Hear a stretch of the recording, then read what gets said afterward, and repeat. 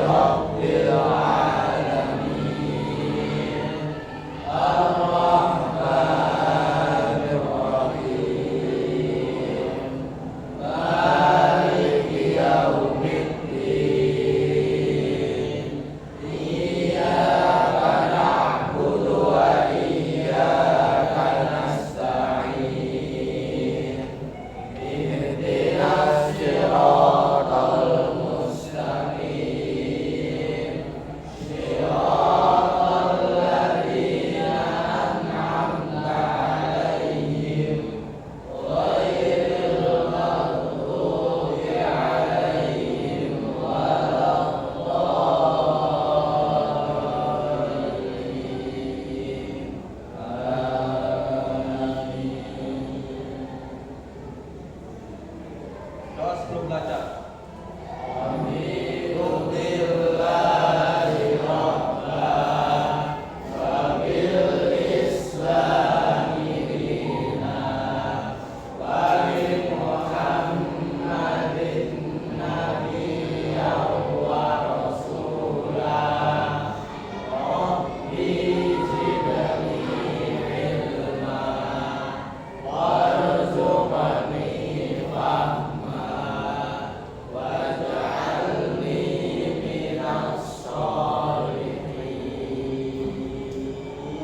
Sekarang masuk semua ya. Ivan, ada Ivan, Aska, Hasan, Maulana, Zaid, Abil, Manfa. Oke, masuk semuanya. Nah, pada pertemuan kali ini kita akan membahas tentang hukum waris di Indonesia. Ya, jadi kalau kalian ketahui itu, ini kan masuk ke bab 3. Nah, bab 3 itu pembahasannya tentang hukum waris. Nah, kalau di Indonesia itu kalau kita berbicara tentang waris, ya. Jadi ada yang memakai hukum waris secara adat istiadat. Satu. Kedua, ada yang secara hukum Islam. Ya. Yang ketiga, ada secara hukum nasional Indonesia. Jadi ada 3 corak hukum yang dilakukan masyarakat Indonesia untuk pembagian harta waris. Nah, kalau yang kalian ketahui kan ini apa namanya? Hukum Islamnya, tapi ternyata ada, sesuai adat istiadat itu ada. Jadi mereka tidak menggunakan hukum Islam, tidak menggunakan hukum perdata, tapi menggunakan hukum adat istiadat yang berlaku di masyarakat sekitar. Termasuk soal pernikahan, kan seperti itu. Hukum waris juga sama demikian. Makanya kalau kalian melihat, misalkan di beberapa tempat gitu ya, di mana itu, di Lombok, itu yang bekerja itu justru perempuannya, yang pelamar itu perempuannya dibandingkan yang laki-laki. Kayak di Bali, kan juga demikian ya, di Bali. Kalau kamu di daerah Lamongan, yang melamar kan perempuan, laki-laki itu dilamar. Kalau di Jawa enggak demikian. Begitupun dengan ketika menikah, mahar di Jawa itu kan yang paling murah mahar. Iya, yang paling murah. Tapi di beberapa tempat tertentu mahar itu bagaikan patokan untuk meminang seorang perempuan. Saya punya teman di Flores, itu kalau melamar itu pakai gading gajah. Harga satu gading itu 100 juta sampai 150. Kalau 2 gading berarti 300 juta. Makanya di sana itu banyak pemuda-pemuda yang susah untuk menikah. Bapak kalau misalnya nggak punya bagaimana? Sehingga gading gajahnya itu dijadikan warisan turun-temurun. Kalau misalkan punya warga, kalau warganya lama nilai, tempat saya itu nanti kalau menikah itu dipakai untuk melamar. Nanti dikembalikan lagi saudaranya menikah dipakai untuk melamar lagi. Jadi budaya yang semakin yang membedakan itu yang juga menjadikan hukum warisan di negara Indonesia itu coraknya berbeda-beda. Cuman kalau di Islam itu kan sudah diatur hukum warisannya. Nah kalau di perdata juga begitu. Misal kalau di hukum Islam, hukum waris laki-laki sama perempuan 2:1 kan. Kalau di perdata kan 1:1. Jadi paham ya? Jadi itu yang membedakan tentang hukum warisan. Kemudian kalau kita masuk ke masalah ke hukum waris dalam Islam, pengertian tujuan dan sumber hukum, ya. Pengertian hukum waris Islam dibuka KSA 31 sudah. Guys.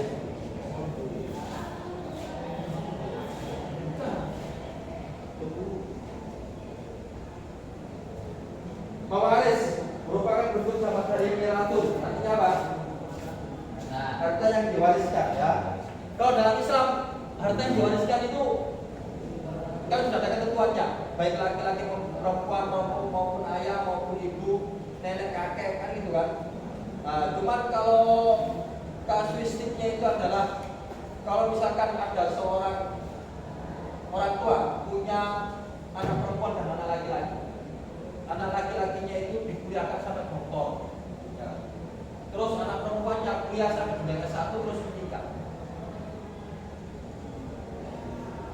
Itu biasanya kalau hukum warisnya mereka itu kalau menggunakan hukum Islam nggak mau. Sehingga orang tua itu untuk menginisiasi agar jatahnya sama, akhirnya memberikan wasiat. Apa kira-kira? Memberikan wasiat. Wasiat paling banyak berapa? Memberikan harta wasiat paling banyak. Seperti kami dan seperti nggak boleh.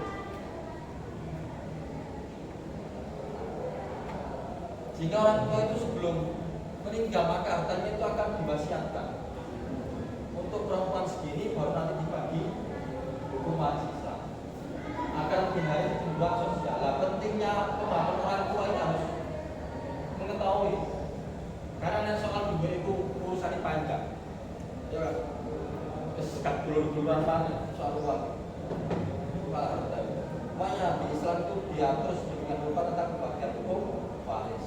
Cuman untuk menjembatani agar tidak ada cekcok dalam rumah tangga, orang tua itu mempunyai peranan penting. Kecuali anak-anaknya itu laki-laki semuanya, kayak Hasan, kan saudaranya laki-laki semuanya, nggak ada yang perempuan. Beres.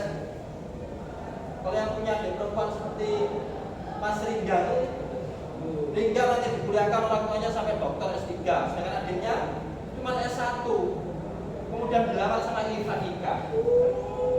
Berarti kan biaya orang tua untuk memberikan nafkah itu kan lebih banyak ke Ringga. Nah kalau nanti Ringga dapat 2/1, Ringga kan lebih banyak. Berarti kan Ringga dapat banyak dibandingkan adiknya yang perempuan. Tahu nggak kira-kira? Nah sehingga peran orang tua itu agar tidak ada kecemburuan dalam rumah tangga adik dan kakak, sehingga diberikan wasiatan. Ya, dikasih harta, sekiranya nanti ketika dibagi pembagiannya adiknya nikah dengan Ringga itu sama. Boleh nggak kira-kira seperti itu? Boleh kan? Tahu nggak? Tapi kalau orang tua nggak tahu, terus ini nggak paham hukum Islam, kemudian dia ingin mendapatkan harta yang lebih banyak dengan dalih belum Islam mengatur seperti ini. Itu nek adik, yo nek legowo nek gak legowo. Iso meraksa sebarang kali ini. Saya itu dulu itu wajar. Makanya kamu kalau yang paham tentang hukum Islam, pewarisan dan sebagainya itu, ketika nanti orang tuamu meninggalkan harta benda, kamu harus sadar. Oke ya. Menurut ini ya, terbagi menjadi 3 golongan: warga negara Indonesia asli, warga negara Indonesia tipe asing Tionghoa, keturunan Eropa. Jadi ini kalau kita melihat peta konsep penduduk Indonesia itu ada 3 golongan. Orang asli bumi pribumi. Yang kedua, warga negara Indonesia timur asing yang terdiri dari keturunan Tionghoa, Arab, India dan lain-lain. Warga negara Indonesia keturunan Eropa. Jadi terbagi menjadi 3 kelompok.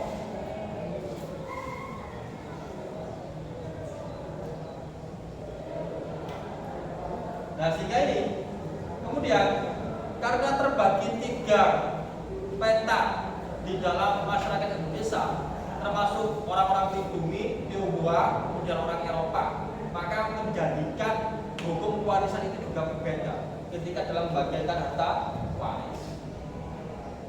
Ini yang satu, bagi orang-orang Indonesia asli bumi putra, pada pokoknya berlaku hukum adat yang berlaku di berbagai daerah yang disebabkan oleh berbagai faktor. Jadi berlaku hukum adat. Tapi kalau untuk orang Tionghoa asing, maka berlaku hukum waris BW itu, seperti hukum perdata itu. Nah, kalau timur asing lainnya, India, Arab dan lain sebagainya, maka juga berlaku bagi mereka mengambil hukum warisan yang tumbuh berkembang di Indonesia. Nah, kalau bagi golongan Eropa, maka untuk ada hukum waris BW itu hukum perdata. Jadi di Indonesia itu ada hukum adat, ada hukum Islam, ada hukum perdata. Jadi hukum waris yang mereka jadikan tolak ukur untuk bagian harta waris, maka mereka menggunakan 3 komponen ini. Ada yang menggunakan hukum adat, ada yang menggunakan hukum perdata, ada yang menggunakan hukum Islam. Bedanya di sini. Cuman kalau hukum perdata dengan hukum Islam itu bedanya hukum perempuan. Kalau perdata 1:1. Kalau hukum Islam 2:1. Cuma di kompilasi hukum Islam yang digunakan di pengadilan agama itu 1:1. Pembagian cepat aja. Cuman biasanya kalau orang yang datang ke Pak Kiai ditanya sama Pak Kiainya, ini kan mau dibagi hukum waris atau secara Islam atau secara hukum perdata. Nah, kalau maunya di perdata, maka biasanya lari ke pengadilan negeri. Hukum waris itu.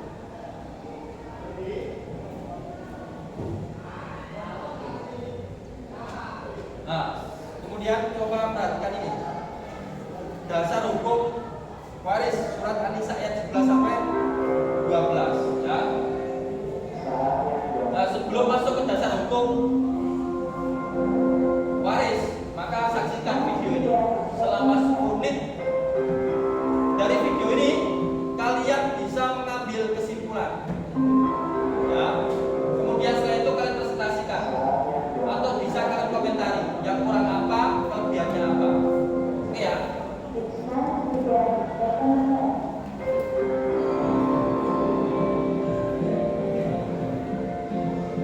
Ajaran Islam tidak hanya mengatur masalah-masalah ibadah kepada Allah. Islam juga mengatur hubungan manusia dengan sesamanya, yang di dalamnya termasuk masalah kewarisan. Rasulullah Muhammad SAW. Nah, ini tulisan yang penting-penting, yang pokok-pokok, nanti kalian komentari kurangnya apa, terus yang kalian dapatkan itu bagaimana ya. Rasulullah membawa hukum waris Islam untuk mengubah hukum waris jahiliyah yang sangat dipengaruhi oleh unsur-unsur kesukuan yang menuntut Islam tidak adil. Dalam hukum waris Islam, setiap pribadi, apakah dia laki-laki atau perempuan, berhak memiliki harta benda dari harta peninggalan.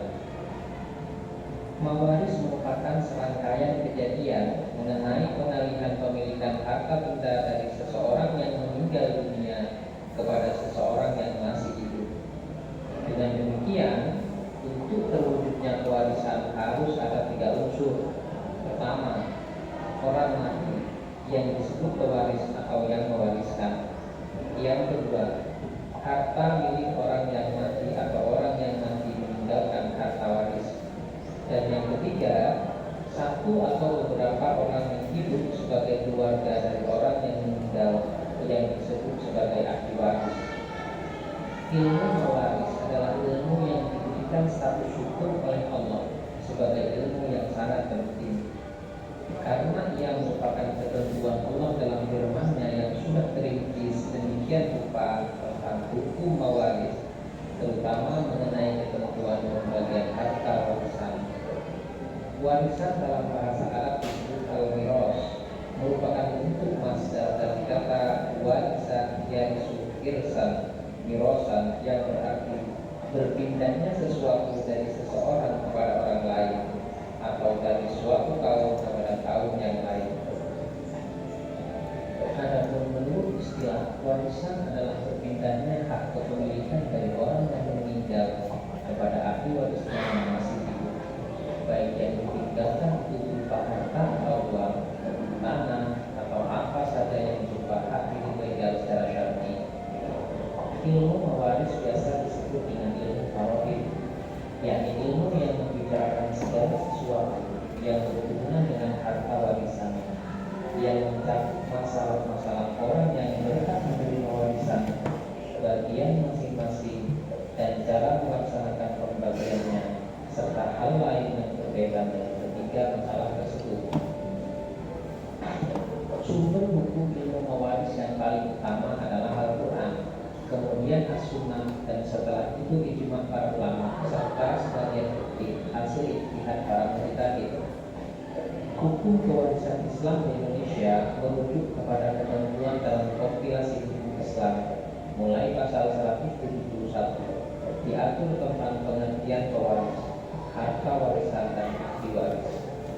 Kompilasi hukum Islam merupakan kesepakatan para ulama dan perguruan tinggi berdasarkan Impres nomor 1 tahun 1991. Yang masih menjadi perdebatan hangat adalah keberadaan pasal 185 tentang ahli waris pengganti yang memang tidak diatur dalam fikih Islam. Adapun jumlah ahli waris yang berhak menerima harta warisan dari seorang yang meninggal dunia ada 25 orang, yakni 15 orang ahli waris dari pihak laki-laki dan 10 orang dari ahli waris perempuan.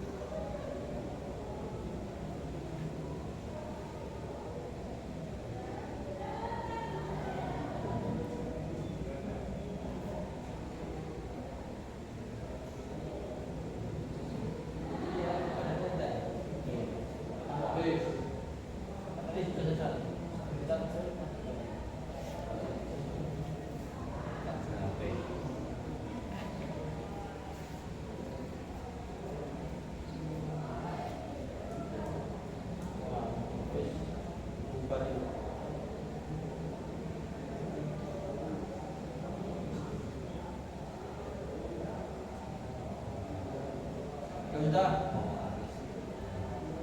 Dari video ini apa yang bisa kalian ambil pelajaran?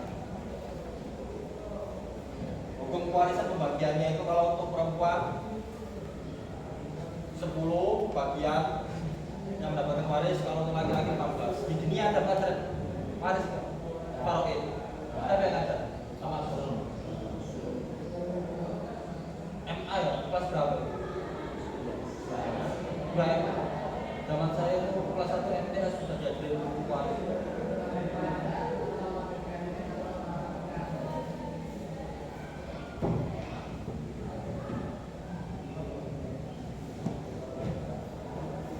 Apa yang bisa diambil pelajaran?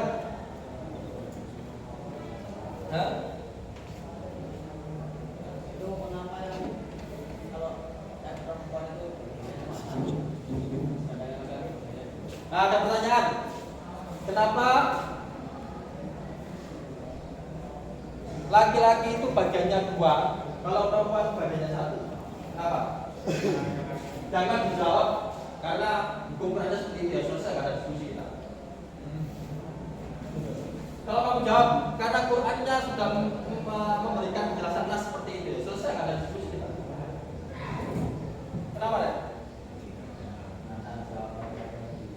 Ada jawaban yang lain? Kenapa?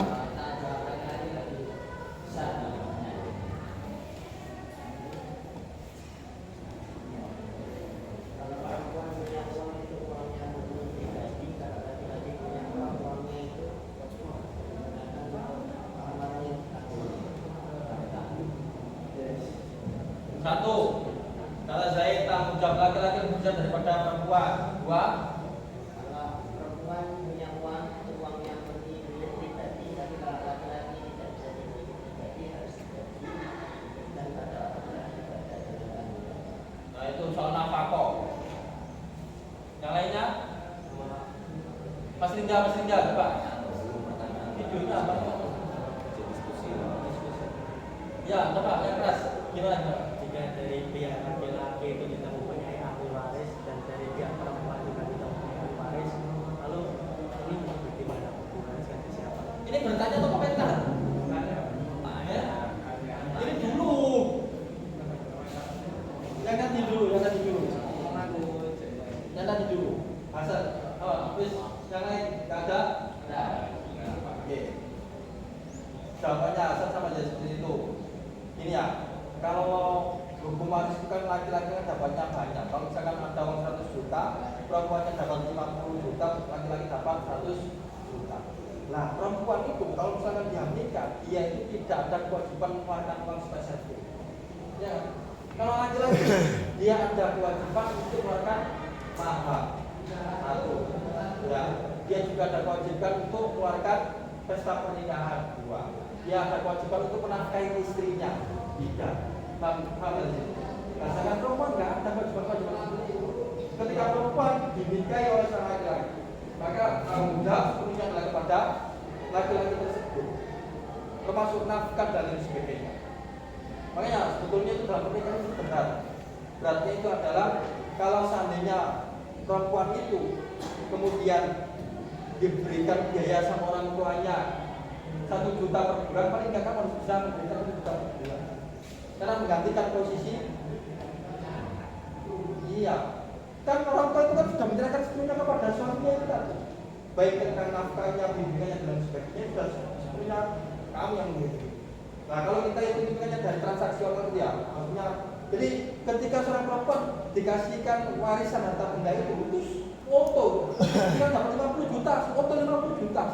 Tapi kalau lagi kan terkurangi lagi buat nafkah, mahar, besar perkawinan dan sebagainya. Dan bisa jadi uang itu nanti tinggal sedikit. Makanya Islam diatur dengan rupa itu seperti itu. Ini jawabannya maksudnya tidak ada dalam hal nasnya. Kalau nasnya kan 2 banding 1, laki-laki 2, perempuan 1. Oke. Nah, kalau soal nafkah tadi yang disampaikan Hasan, ya memang demikian. Kalau misalkan nanti kamu jadi pengusaha, istrimu PNS, ya uang istri bukan uang suami, tapi uang suami harus dikasihkan kepada istri. Tanggung jawab laki-laki itu bisa. Tidak harus nikah selesai, lalu kamu harus memikirkan masa depan. Kemarin istri saya itu komentar, bulan ini kan saya nggak pajak banyak, pajak sepeda motor 2, pajak rumah, pajak tanah, terus belum BPJS, tagihan listrik, belum balik nama sepeda motor, pakai balik nama perpanjangan SIM. Ini saja tuh ya mas, ternyata setelah menikah juga banyak yang dipikirkan, termasuk pajak. Dia itu nggak pernah berpikiran tentang itu semuanya. Baru berpikiran berbentuk saat ini lah, kemarin nggak pernah waktu. Soalnya saya nggak pernah menampakkan pajaknya kan. Kemarin tak suruh nulis, suruh nempelkan di kaca kamar itu, biar kita tahu kapan harus bayar pajak. Sebelumnya nggak pernah tahu. Banyak pertimbangan. Betul. Oke ya. Pertanyaan kedua gimana kak? Ya, saya ulang. Kalau misalnya dari pihak laki-laki kita mempunyai ahli waris dan dari pihak perempuan kita mempunyai ahli waris, itu harta warisannya bagaimana? Kalau seandainya dia tidak memiliki anak, oke. Harta warisannya bagaimana? Ya kalau misalkan Mas Lingga menikah dengan Mbak Tutu sama Lanang.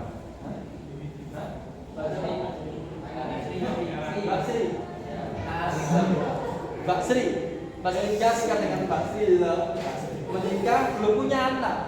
Yang meninggal dulu siapa? Kamu atau istrimu? Tutu, silakan. Kamu meninggal dulu.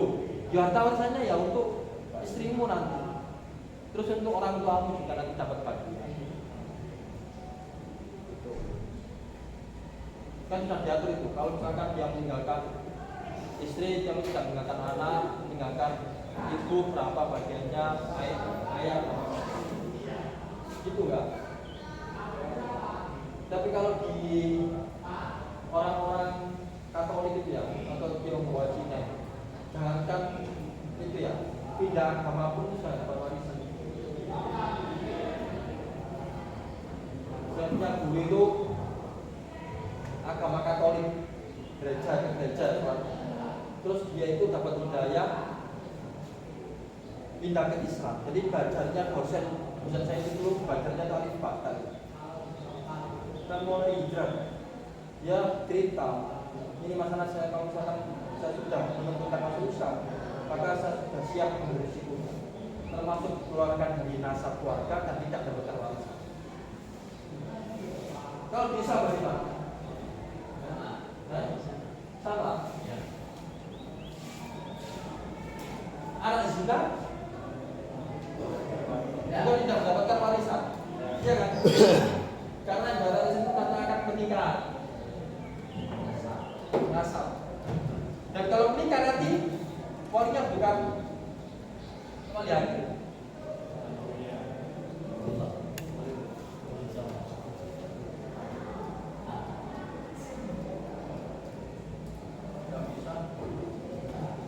Ada pertanyaan lain tentang waris?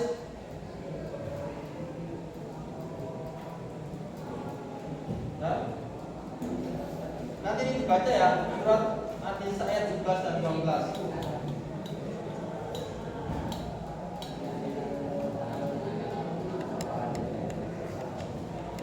Gimana? Harta waris sudah beda cara. Ya. Gimana? Sekarang semuanya kan ada Ini ada. Rampasan aset. Itu kalau pakai soal korupsi ya.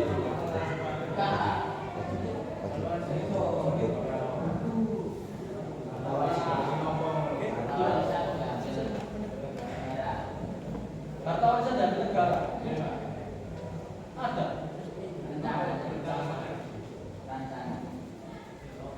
Belum diterapkan.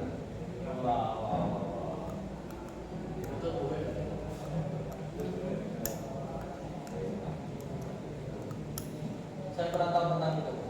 Kalau selalu harta waris nanti diambil paksa oleh negara. Ya bukan polemik yang luar biasa tentang itu. Iya, saya nggak tahu.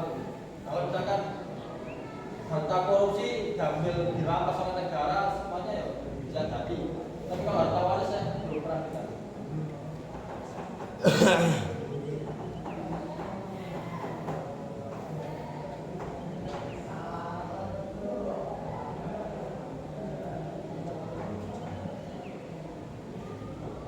Pertanyaan lain? Hah? Nggak ada?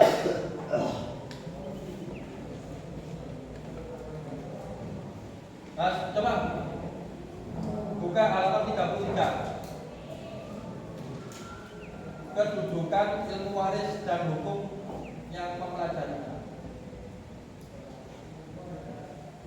Ayo dibaca. Siapa yang suaranya paling keras?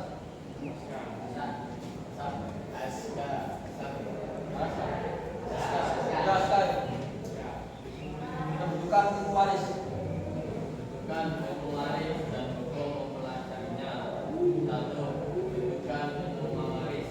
Harta pusaka atau harta peninggalan seseorang seringkali menimbulkan persengketaan dan pertengkaran dalam keluarga, sehingga seringkali memutuskan hubungan silaturahmi atau tali persaudaraan dalam keluarga. Hal ini antara lain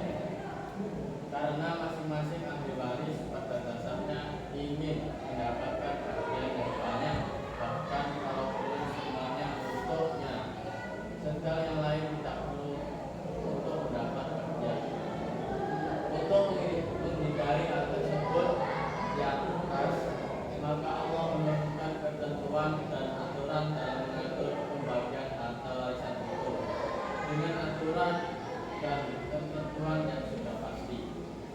Semua kebijaksanaan dalam hal ini berasal dari Allah Subhanahu wa taala, karena hanya manusia tidak dapat mengetahui hakikat sesuatu dan hanya Allah sajalah yang mengetahuinya sebagaimana tersebut dalam firman-Nya. Aba'ukum fa'abna'ukum wa la tadruna ayyuhum aqrabu lakum.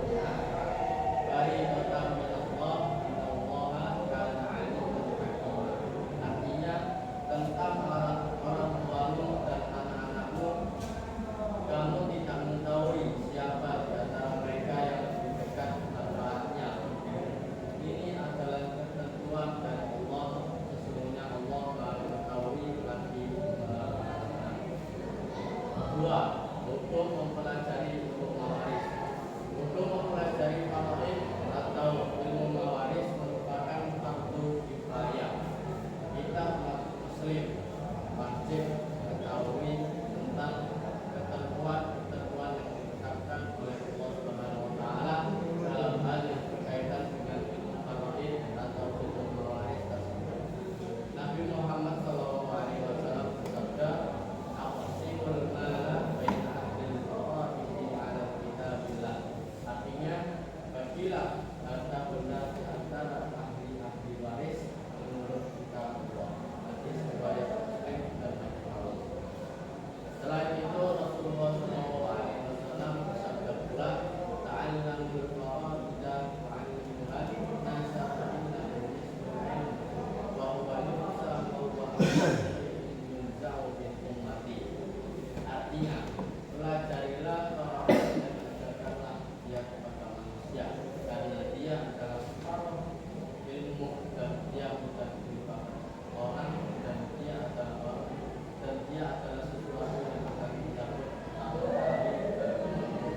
Hadis riwayat Majah dan Abdullah. Oke, sebelum masuk ke penjelasan tentang hukum mawaris ya, berdasarkan dalil-dalilnya tadi yang dikatakan Zaid tadi itu kan soal harta waris yang diambil oleh negara. Itu ada catatannya, tidak serta-merta bisa diambil oleh negara. Bisa jadi orang yang meninggal itu tidak memiliki keturunan, tidak memiliki ahli waris, dan kemudian tidak ada wasiat, maka harta benda itu bisa diambil oleh negara. Itu satu. Kedua, paham ya? Kedua, dalam posisi dia memiliki tabungan pajak yang belum dibayarkan, maka negara bisa mengambil hartanya untuk pelunasan pajak tadi sebelum harta itu dibagi secara waris. Jadi ngerti ya, apa polone lurai yang apa namanya, yang melihat. Atau yang ketiga, dia mewasiatkan bahwa hartanya ini nanti diberikan ke yayasan sosial. Ya, itu berita yang kemarin itu benar atau tidaknya saya nggak tahu. Ya, Jackie Chan itu kan anaknya kan kena narkoba. Iya loh. Padahal beliau itu menjadi aktor anti narkoba. Kayak di sini tuh Romai Rama dulu waktu menggembor-gemborkan pemberantasan narkoba, enggak? Terus ternyata putranya dibawa makna narkoba, gimana rasanya? Itu konon katanya itu Jackie Chan itu sebagian hartanya itu anaknya tidak dikasih karena sudah mencoreng nama besar orang tua. Nah, kalau misalkan Jackie Chan harta bendanya itu diberikan ke yayasan semuanya atau ke negara semuanya, ya yayasan itu atau negara itu berhak mengambil wasiat karena sudah diwasiatkan.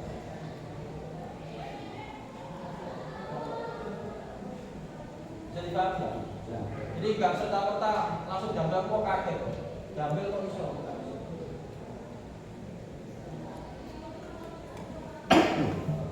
Di surat Ali Imran itu ada salah satu. Jangan pernah kamu meninggalkan keturunan yang lemah, termasuk dari sisi sisi intelektualitas, dari sisi materialitas. Meskipun kalian menjadi orang tua nanti ya, tidak bisa memberikan harta warisan yang banyak. Paling tidak kamu bekali anak nanti itu dengan keilmuan yang mumpuni. Karena dengan ilmu maka anak nanti bisa bertanggung. Apa? Bisa sampai kedua-duanya. Kalau bisa kedua-duanya, iso, tapi nek iso paling gak ilmu itu harus dipersiapkan ke anak. Jangan meninggalkan keturunan. Makanya menjadi orang tua itu harus mempersiapkan segalanya. Coba. Nanti Aska pengen punya anak berapa kak? Apa? Lanang? 5. Loh, kok boleh? Gak apa-apa. Tapi kamu harus mempersiapkan dengan matang dulu. Sama calon pun nanti lagi kamu. Nah, terus kalau kamu baca tadi itu tentang dasar hukum waris, bahwa hukum waris itu pertama kali ilmu yang diambil oleh Allah Subhanahu wa taala. Hukumnya adalah fardu kifayah untuk mempelajari hukum waris. Dan ilmu ini salah satu ilmu yang nantinya akan diambil lebih dahulu oleh Allah. Coba lihat, perhatikan berapa banyak orang yang ahli waris, maksudnya bisa menghitung harta warisan. Kan nggak ada, sedikit sekali. Dan ini sudah menunjukkan bahwa nanti adalah ilmu waris, itu adalah ilmu pertama kali yang diambil oleh Allah. Ilmu waris. Ada pertanyaan lain?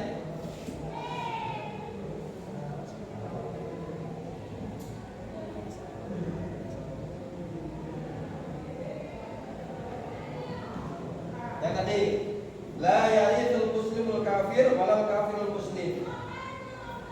Orang Islam tidak mewarisi orang kafir, dan demikian juga orang kafir tidak mewarisi orang Islam. Membunuh, jadi hal-hal yang terhalang untuk mendapatkan waris. Membunuh itu tak boleh. Kalau misalkan ada seorang anak yang membunuh orang tuanya, anaknya sudah dapat ahli waris. Terus kemudian murtad, keluar dari agama Islam. Terus kemudian kafir atau berbeda agama. Terus yang terakhir, berstatus hamba saya, sekarang sudah ada berstatus hamba saya, sama-sama meninggal dunia pada saat yang sama. Suami istri meninggal dunia pada saat yang sama. Meninggal dunia itu Vanessa Angel sama suaminya meninggal dunia, kan sudah ada warisan. Tapi karena ada meninggalkan anak kecil, namanya Hafiz. Itu akhirnya hartanya jatuh kepada hal. Oke, cukup ya. Saya akhiri, kita lanjutkan pertemuan berikutnya. Sekian, wassalamualaikum warahmatullahi wabarakatuh.